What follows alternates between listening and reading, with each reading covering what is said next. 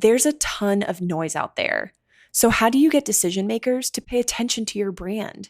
Start a podcast and invite your ideal clients to be guests on your show. Learn more at sweetfishmedia.com. You're listening to B2B Growth, a daily podcast for B2B leaders. We've interviewed names you've probably heard before, like Gary Vaynerchuk and Simon Sinek, but you've probably never heard from the majority of our guests. That's because the bulk of our interviews aren't with professional speakers and authors. Most of our guests are in the trenches leading sales and marketing teams. They're implementing strategy. They're experimenting with tactics. They're building the fastest growing B2B companies in the world. My name is James Carberry. I'm the founder of Sweetfish Media, a podcast agency for B2B brands, and I'm also one of the co-hosts of this show. When we're not interviewing sales and marketing leaders, you'll hear stories from behind the scenes of our own business. We'll share the ups and downs of our journey as we attempt to take over the world. Just kidding. Well, maybe. Let's get into the show.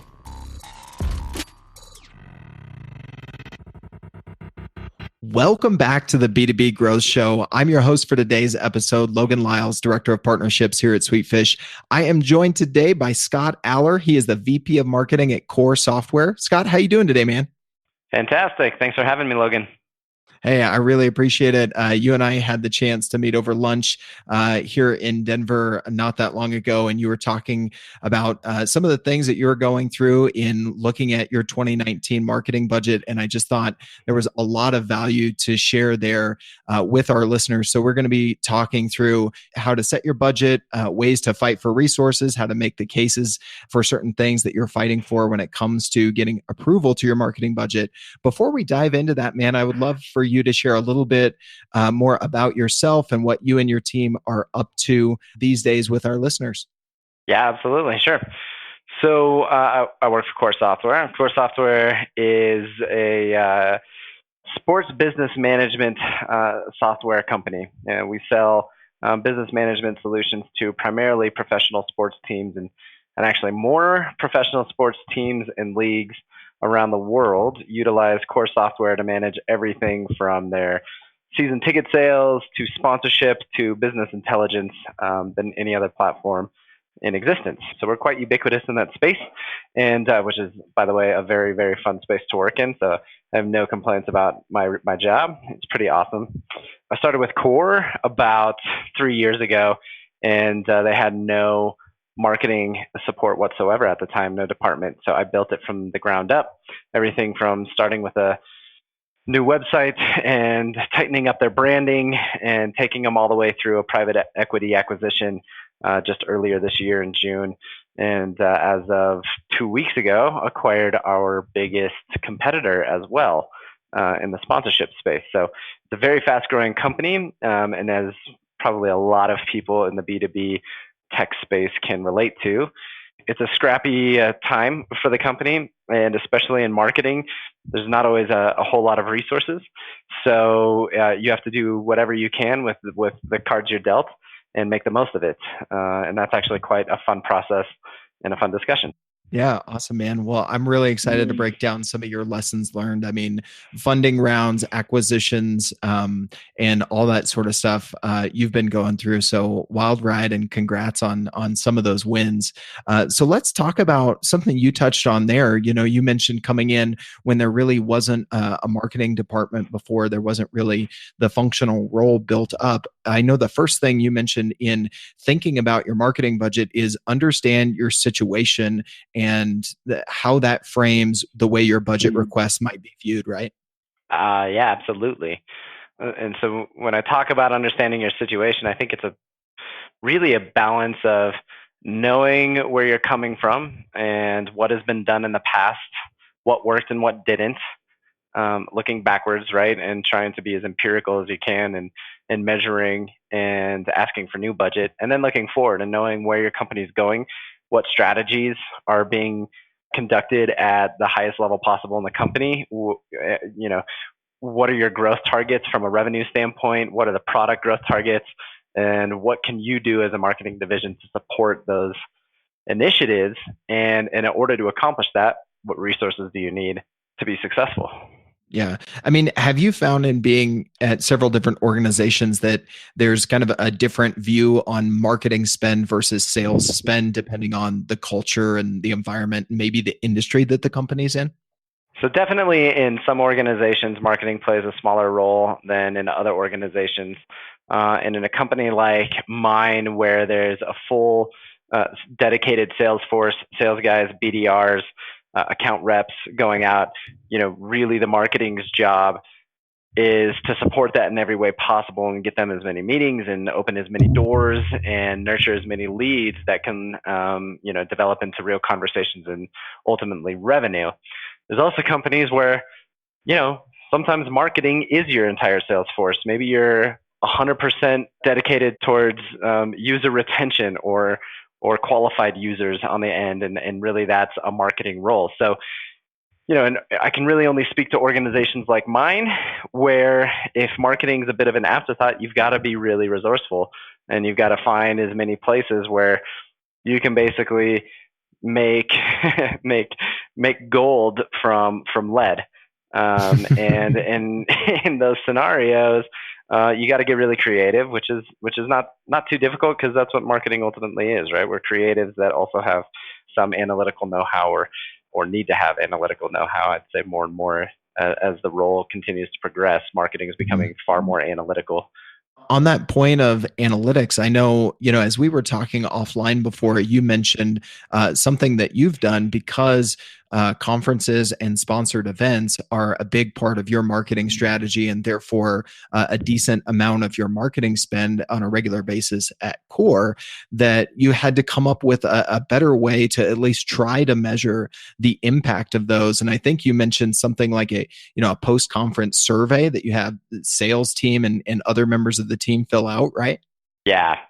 So this is actually, I'll start even a little bit further back. So yes, conferences are a very big portion of our spend, and the big question is why, and what kind of strategies are we doing? And I think it makes sense for listeners to even take a quick step back and understand that we do have an inbound strategy running in parallel with an account-based marketing strategy. And especially with the account-based marketing strategy, conferences are one of the best places that we're able to actually get good traction with customers, one-on-one FaceTime, differentiate ourselves from the competition. And to be honest with you, a good portion of our revenue or deals actually get closed at conferences. That might be a little bit lending to the nature of our industry. It's a very social industry. So, of course, at every conference, you're sitting around having drinks afterwards, and that's really where the deals are struck, is after 2 or 3 drinks in, and everybody's loosened up a little bit. But there's still that portion where everything with marketing, and especially when you're an organization that's small and scrappy, you have to be able to prove everything that you're doing. You have to be able to prove your worth. I think it was actually Harvard Business Review earlier this year, maybe even last year, that came out with an article that said the CMO has the shortest tenure of any other C-suite position. And typically that's because it's such a hard role to define. Number one, there's just not always a lot of clarity and expectations that are set correctly. But number two, it's really hard to actually measure hard ROI. And when you're talking to finance guys or you're talking to sales guys, they're used to hard ROI, and we're a little bit softer on ROI. So conferences is exactly one of those components. We all know, everybody listening on this podcast knows that any deal has multiple touch points, anything from 10 to 100 touch points. Mm-hmm. And so how do you, now we're talking marketing attribution, how do you attribute for any of that or all of that? And when you're spending upwards of $200,000 on conference sponsorships a year, you got to be able to come back to the table. If your CFO is not breathing down your neck on that spend, you should be breathing down your own neck and knowing what conferences are working. Does it make sense to spend any conference dollars at all? If you do, which ones are the best ones to be a part of? And where can you save money and put that somewhere else that might work better for you? So I have all of my staff that goes out and attends any conference. And so this is not only for sponsored conferences, but when a sales guy says, hey, I want to go attend this conference, I know so-and-so is going to be there, and they're an attendee and in the background, I still have them fill out a slide with a couple different things. Number one, just give me an overall subjective rating, 1 to 10. Was this worth it? And I'm very transparent. Like, you're not going to get in trouble if you ask for $700 to go to a conference and it turns out it totally sucked. That's okay. That's okay with me. But we know not to spend that next year, and that's the most important thing. Number two, I want to have some accountability on both customer retention side and on new business side. So tell me, who were the new potential prospects that you reached out to and had conversations with? How many of those do you think, this is again very soft, but we got to have something. What do you think could translate into pipeline revenue?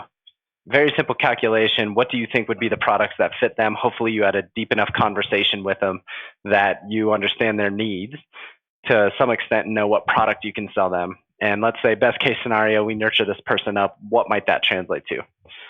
The second bucket is, what customers did you talk to? Because customer touch points for us from a retention world, just having that visibility, making sure that we're always in front of people that are already using us and they still like us and they still know who we are and we have that close personal relationship, just as important as the new business to me in marketing.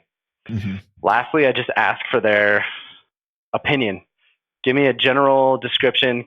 Only has to be 200 words, but tell me about the conference. Tell me what worked. Tell me what didn't. Tell me if we should come back next year.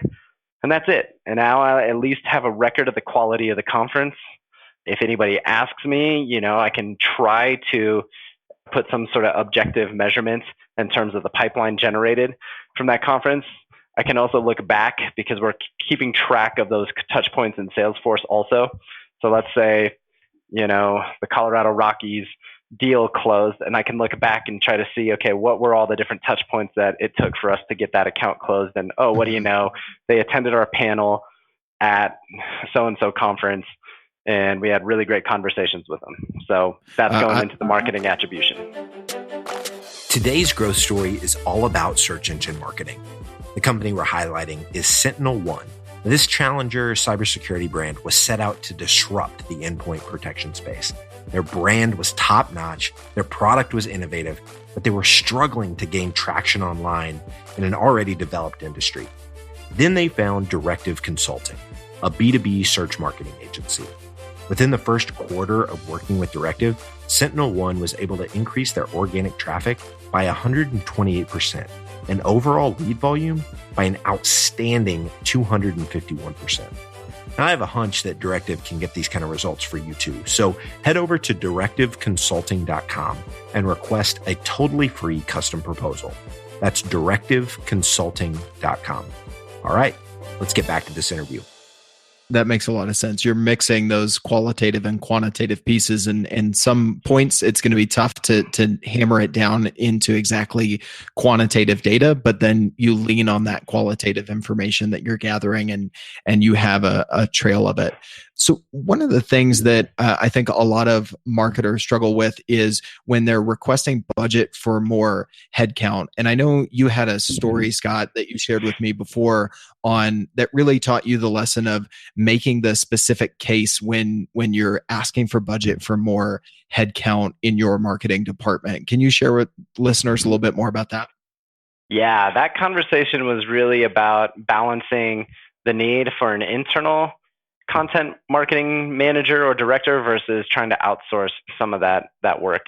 So again, giving context, ABM strategy and inbound content is really important to us, and creating content that's really relevant, that's going to strike a chord with the reader is what matters a lot. And in the last 2 years, I played around a lot with different types of outsourcing. So I played around with me writing it first and then outsourcing it for editing. And of course, that's not very scalable. So I played around with having somebody else jump on a call with me as an interview, for example, for like a case study, and then having them go write it and see how that turns out. And then I stepped it up one more level from there, and I said, you know what, I really need somebody that understands and comes from sports. So I actually found a journalist who worked for Sports Business Journal previously and understands the space, and I had her create the content. And really what it came down to at the end of the day is all the time that it took me to find somebody could have been invested in training somebody internally to know our products, know our customers, and know our industry in and out, infinitely better than I could ever try to train an external person on. So my big argument has been that the quality of content is going to skyrocket and be able to be produced much quicker and easier if we bring somebody internal who maybe they don't know the sports industry right off the bat, but can work really closely with me and start to understand the nuances and the nomenclature and the impact of something like a sponsorship management system on the entire ecosystem for a team. Without that context, your content becomes super dry, and you've missed the main point of what the content is supposed to be doing, which is helping and resonating. And people will call bullshit on that, and that's a really fragile line. If you're trying to position yourself as a thought leader and you put out content that is, just a dud, you've just burned a very, very big bridge in trust and sales positioning.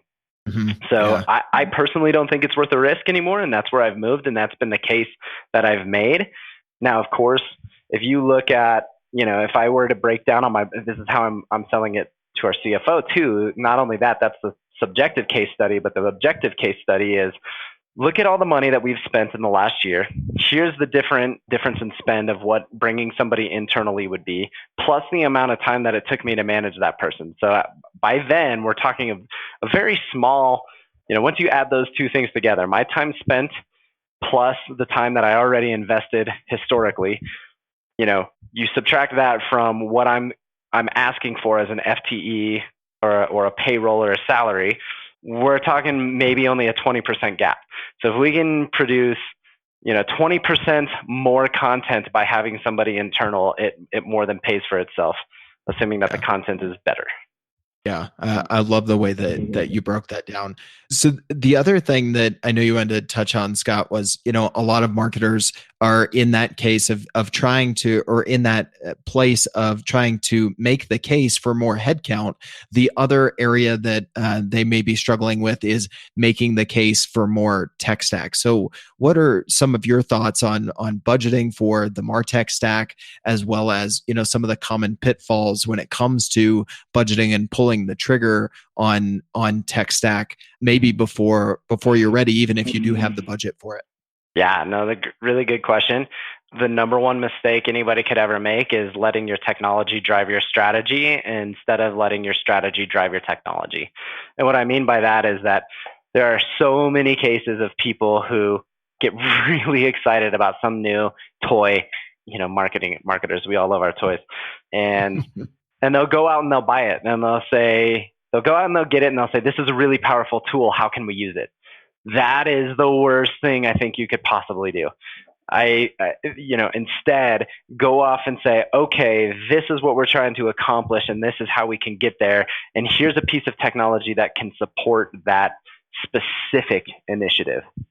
Yeah, I love the way that you turn that around, man. We can all get kind of shiny object syndrome and look at, oh, there's this new tool or this new tool. How could we apply it? And then you start forcing a square peg into a round hole, and you end up wasting marketing dollars on it.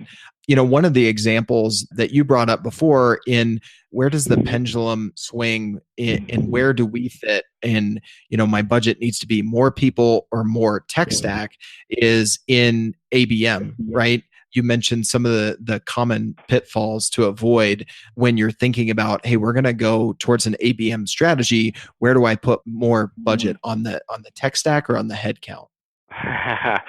Another good question. Let me caveat this by saying I am by no means yet an ABM expert because I'm still early in the whole building process myself. But sure. Anytime that I go off and start something, I try to gain as much information as I can about it first. And so I interviewed a ton of people that have been in the ABM space way longer than me, and I've done it successfully. And the two recurring themes that I heard over and over and over again where it can all fall apart is, number one, bad content or not enough content. And number two, bad orchestration, and which leads to bad user adoption internally in your own internal organization. So if you can't continue the cadences, or you can't measure those cadences, or you're not able to improve upon those cadences or make sure that they're being seen through all the way to the end, you've really got nothing. So there is definitely a balance there between do I need a human resource to make sure that these things are going through? And if I do need a human resource, how is that going to interact with technology, and what other roles can I dip them into? Because it's probably not a 100% full-time position. And then from a technology standpoint, what technology really supports avoiding those two major pitfalls, right? So how can I make sure that this is just tightened up and it doesn't become, a giant cluster of campaigns flying all over the place and not being able to follow up and measure it. So I'm a big fan of measurement. If you can't measure it, you can't improve upon it. That's not a new saying. That's real standard old adage. And I really try to live by that. So there's a big part of me that's investing on the technology side to make sure that the workflows are going through correctly, or the cadences and the touch points, and also that each one of those things I can get, some real empirical objective evidence of what's working, what's not. Yeah. Now that being said, from a human resource standpoint, this probably also is not a novel idea, but I'm transforming what is traditionally a BDR into what I'm calling an ABM coordinator. Essentially somebody whose full-time role is to make sure that each account is progressing correctly through those cadences. And they'll be in charge of that measurement component and giving dashboards. But, a traditional BDR role might have a whole lot of outbound. There is outbound that's going to be happening with our ABM, but it's going to be, a hybrid outbound, but maybe they're also going to be putting out some mailers, or maybe they're going to be putting together email sequences for me as well. But they're just, if for some reason the technology, the automation drops the ball on some sort of workflow, they're there to make sure that they can pick it up. They're smart people, or make a judgment. They're not 100% relying on account score. They can make a judgment call to say, you know what, this account needs to be pushed over to a sales rep, an account executive, even though the score might not be there yet. I had the conversation with them. I know they're ready. Let's go. So I love what you're saying there, Scott. It sounds like it's coming back to this common theme of balancing the quantitative with the qualitative as you look at, what's working, what's not working. And that carries through to balancing, headcount and tech stack as far as your marketing spend. Man, this has been a great conversation. I love some of the specific stories that you've shared and lessons learned in where to spend and how to approach your spend, how to justify it, especially as you mentioned, if you're kind of fighting for scraps and fighting for resources as a marketer on maybe a smaller team or a growing marketing team. If anybody listening to this, Scott, would like to follow up with you, stay connected, or reach out and ask any follow-up questions, what would be the best way for them to go about doing that, man? LinkedIn. Just find me on LinkedIn, Scott Aller. Easy enough, man. Well, this has been a great conversation. Thanks again for being on the show, man. Yeah, thank you, Logan. I appreciate it. Digital marketing agencies have a tough job. You have to stay on top of the latest marketing strategies for your clients and your agency. What if there was a way you could address both at the same time? Imagine your agency putting out content with greater quality and quantity. Envision bringing your clients a turnkey solution for one of B2B marketing's fastest growing media strategies, podcasting. All those clients asking for your help with their account-based marketing efforts? Picture being the first to bring them the idea of content-based networking, showing them the proven strategy for breaking into their most coveted accounts. Here's the concept. Sweetfish Media is looking to work with a limited number of innovative agencies interested in a new partnership model. We produce a podcast for your agency. You introduce the power of podcasting and Sweetfish services to your clients. Everybody wins. Learn more at sweetfishpartners.com.